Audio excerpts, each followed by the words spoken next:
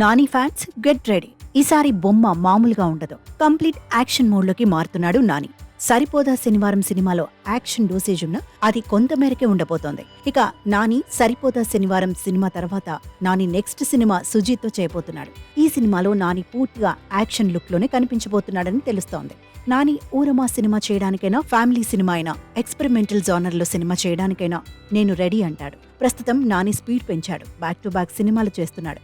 ఈ క్రమంలో నాని సినిమాకు సంబంధించి ఓ ఇంట్రెస్టింగ్ న్యూస్ సోషల్ మీడియాలో వినిపిస్తోంది. Young talented director Sujeeth, power star Pawan Kalyan combination లో వస్తున్న గ్యాంగ్స్టర్ సినిమా ఓజీ. భారీ budget, big casting, high technical values తో తెరకెక్కుతున్న ఈ సినిమా మీద ప్రేక్షకుల్లో భారీ అంచనాలున్నాయి.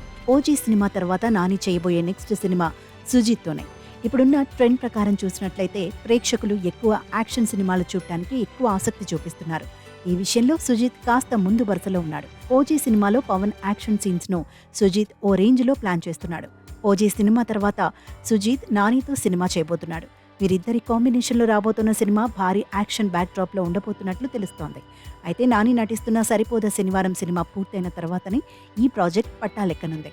ఫైనల్ గా సుజీత్ నాని కాంబినేషన్ లో రాబోతున్న సినిమా మాత్రం high voltage action back drop లో ఉండబోతోందని ఓ క్లారిటీ అయితే వచ్చింది.